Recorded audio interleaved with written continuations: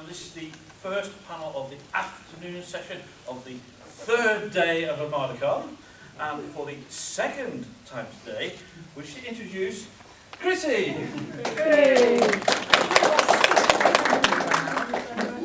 So, yeah, when Gary said that, oh, I'm giving you another panel on Sunday, I thought, oh, I can talk about myself for one panel, I'm not sure I can do it for two. And I thought, what am I going to do? And I'm like, well, actually, the biggest thing I've been involved in this last 18 months, you know, battling with lockdown and so on and so forth, is this Dyslexic-friendly publishing initiative. So I thought, oh, I'll talk about that, you know. My local bookshop, is Books on the Hill.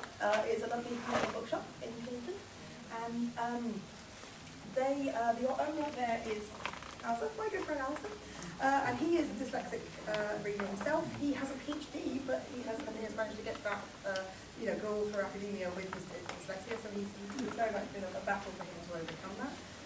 And he's passionate about providing dyslexic-friendly reading options for, you know, other dyslexic readers. He's been sort of lobbying the publishing industry for a long time to try and address certain sort of lacks in the market. So I'm going to start just by explaining a little bit about that. So dyslexia is an information processing disorder, condition, information processing difference, perhaps is the best way of calling it. It becomes a bit of a disability for people who have this condition because the way that visual information is presented is optimized for people who are not dyslexic. Doesn't mean that they can't read, doesn't mean that they don't want to read, doesn't mean they couldn't enjoy reading. But the way that we focus on, because it's an information processing difference, it disproportionately affects learning in our sort of society as we have learning structured in this country and in the world. And a lot of support and provision is focused on children and situations because that is where neurotypical people think of when it comes to learning, it's institutional. But actually learning and information processing is a lifelong process.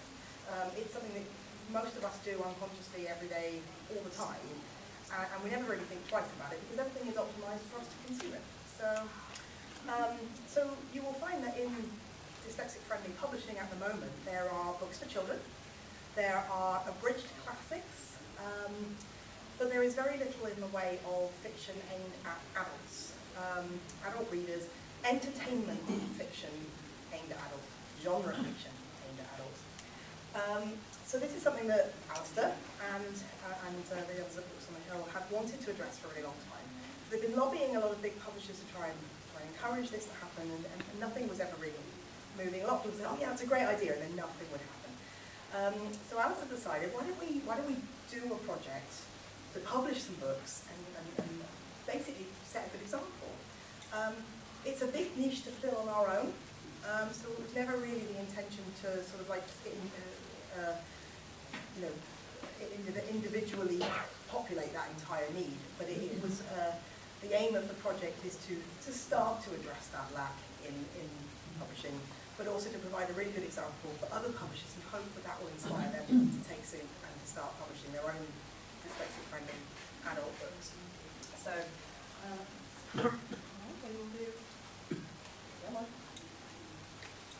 right, so what we did is we published some books.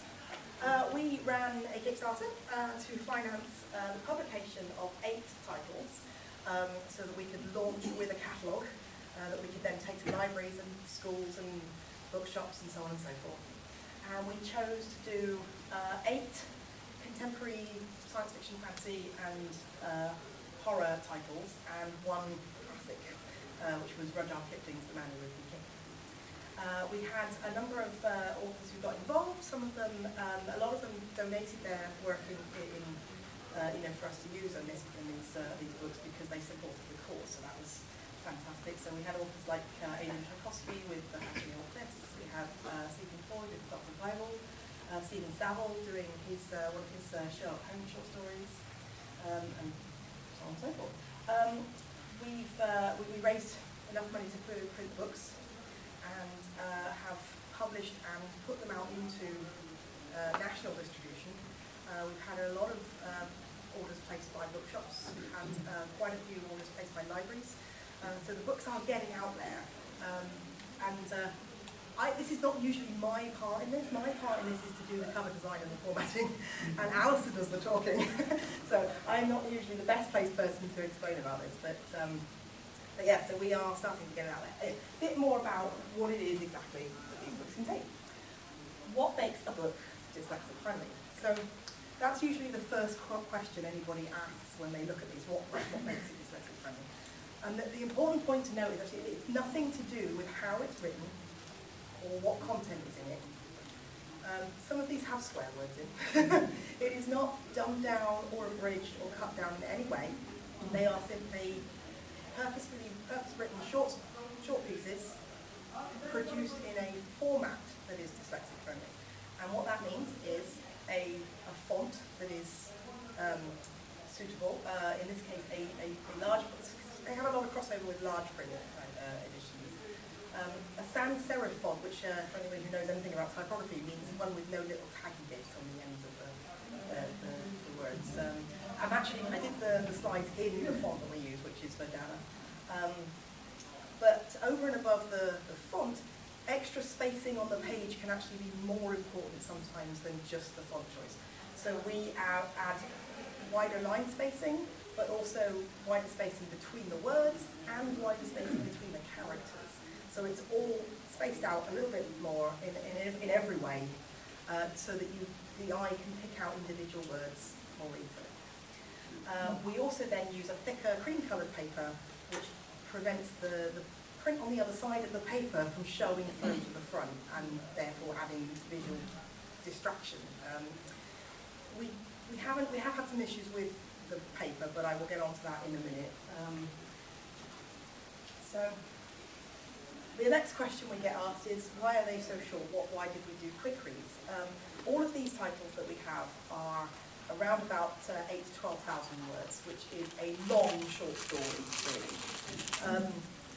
And as I said, what we normally say in relation to that is we decided to go with quick reads because this is not single-handedly addressing the need for dyslexic-friendly books. This is providing an example and an entry point.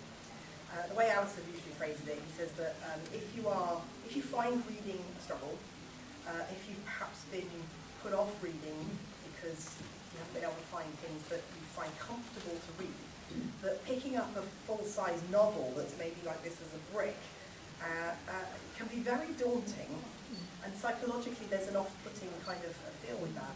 So we wanted to do, as our first foray into this, short books that were welcoming and less daunting to tackle as a first route back into reading for a lot of people. So there is also the logistical side of it. When you format in the way that I was explaining about with the extra spacing and the larger print, you end up with obviously a much longer page count because you have less words on each page and therefore more pages. So not every book is really viably a candidate. If you've seen my novel with its 500 pages of fairly dense text, that one would just be unfeasible to produce in this format. So for print versions of books like this, short ones work better as a medium to produce in this fashion, just for financial and logistical reasons. So that's where we're starting with the most practical titles as well. So, and the other thing is that we also wanted to try and provide something that was not just for dyslexic readers, but for other readers as well, but as a quick read, as a short read that you can enjoy on a lunch break or a train journey, or you can take on holiday and just enjoy on an afternoon.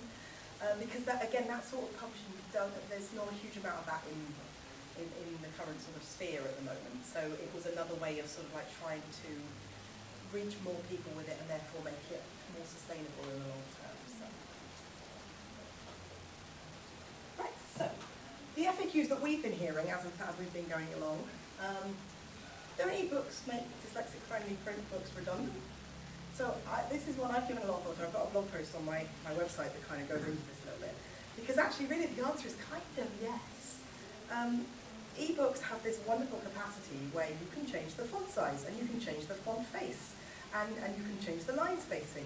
If you get a really long novel and you want to read it in a way that is suitable for you as a dyslexic reader, then you can change all of those settings yourself. It's brilliant. They really do offer an almost perfect solution to the problem. So you kind of wonder, why are we bothering with this? And the point is that it shouldn't just be about the functionality of it. Sometimes it's about book ownership is something that people like to hold books, and they like to feel them, they like to own them. And a lot of times sort of people who struggle to read the format that books are often printed in feel excluded from that. So part of it was also about addressing that kind of inclusivity, about bringing people who have been excluded from reading back into a conversation about reading, to be able to come back into the reader community. And the great thing is if you can encourage somebody to pick up a book like this and tackle that, if they can succeed with that, then the next step is to buy a Kindle or try something else. But asking somebody to go, oh, you should just buy a Kindle, that solves your problem. It's not really addressing the psychological aspect of it or the inclusivity aspects of it. So that's my answer to that question. Not so Kindles aren't cheap, really, are they? That's also the truth. There's also the prohibitive nature of who has access to that technology. So yeah, absolutely. Can you make any book dyslexic friendly? So I kind of covered that a little bit in the length of the book. You will have things that are prohibitive to do a print version. Which is one of the reasons like ebooks come into their own where those are confirmed. At the moment, as I said, we're just doing the short books, but we are hoping, I think, as the project goes forward, as we get more recognition and traction, that we will try and tackle something slightly longer, so going from the sort of like 10 to 12,000 words up to sort of 30,000 words, sort of novella length, will still sort of really work in this particular format. So, so you can use technology to tackle the longer pieces, or you can break things down into parts and have like volumes is the other option of tackling those. So at the moment, we're not tackling every kind of book, but it is something that we keep in mind, and we try to sort of like recommend other solutions in those cases. So, will there be more? Yes, we hope so. So we chose to do 8 titles to start with, as I said, partially so that we would have a catalogue that we could then market to booksellers and to libraries and so on. At the moment, we are waiting for those to kind of take hold and for us to get a bit of return on that initial investment. But our ideal plan is to try and do 2 titles every 6 months and just keep it as an ongoing, sustainable thing. Where hopefully, eventually, you will have bookshops where they will have a whole bookcase that will just be on different options for things they can provide. And the other publishers will then jump in and start doing their own as well. So yes, we definitely want there to be more. Are they just for dyslexic readers? Absolutely not. No, they can be enjoyed by anybody. They are, as we said, adult aimed, mostly genre fiction, and they can be enjoyed by anyone just as a quick read whether you are dyslexic or not. Okay. Right, that is the FAQs, and now where can you get them? Right here. So I have a very small amount of stock. If anybody would like to buy any one of these titles and so on, I have a few with me, which you are welcome to buy from me. But even more important is to actually go buy them elsewhere, because selling the individual books for us has never been the priority. Getting other people to sell them for us has been our priority. So the best thing, the absolute best thing you can do if you wanted to help support the project, go into your local bookshop and order it through them and encourage them to maybe stock it in their shop, or to go into your local library and ask them to get a copy or a set to put in their collection so that you can read it through them. You can, of course, also order them online. The paperbacks are not currently available through the big A-word, simply because of, well, one, Alistair is an independent bookshop and he has things to say about it. But yeah, so they are available through Bookshop, or you can get them directly from Books on the Hill Bookshop in my hometown. There we go. we've done the FAQs, but now on to your questions. Would anybody like to ask something about it? Sorry, I missed it. Are these exclusively for the, or like, are they works that Right. come from elsewhere? Okay, so The Man Who Would Be King obviously is a reprint of a public domain classic. I believe that one of them has been printed before and is a reprint, but the other 6 are all, yeah, new pieces written for this, or published through this for the first time, so yes. So, yes, kind of, mostly. Yeah. Are you going to do more of that, getting kind of exclusive? Yes. Is exclusive the right word, but getting kind of... Yes, absolutely. Yeah, so it's, I mean, often the writers who are putting these out may take those pieces or retain ultimately. There won't be perpetual exclusive rights, so they will have the option to reprint those in their own collections or so on going forward. But yes, we are hoping to get new pieces of fiction where this is the place you can read them first. Yeah. Anybody else?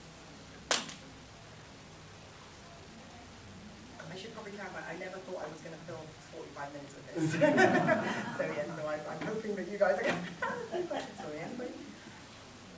The problem was your presentation was so good it answered all the questions. I haven't done it before, that was the first time, so there we go. Thank you. Yes.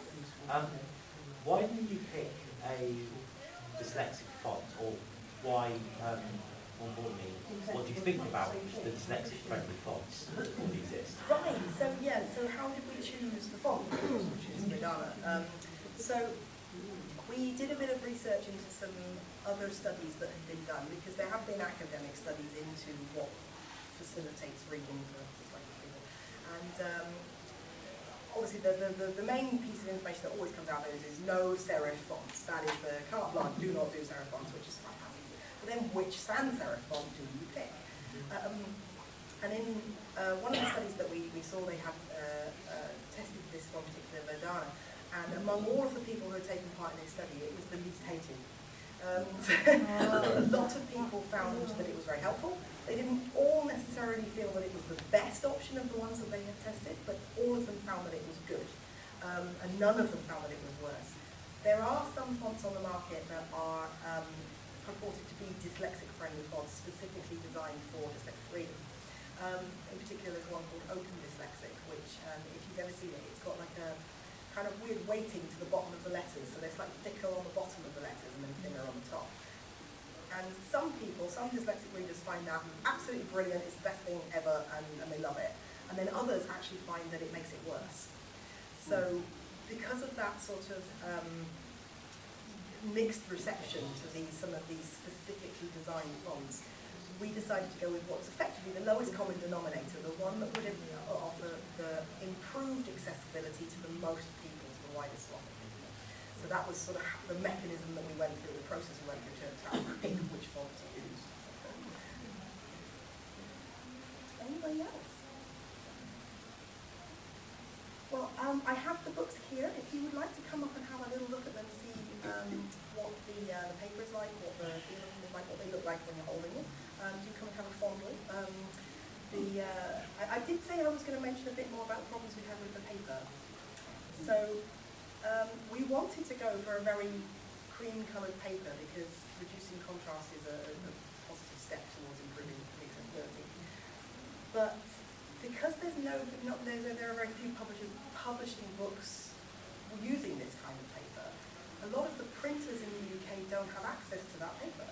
So they don't have it, they can't offer it to us. So we chose the best option we could find that was available to the printers that we were, that would be printing at the number of books that we were looking at printing. But we're really hoping that as more publishers potentially get into this, that more printers will start to offer options that will be even better.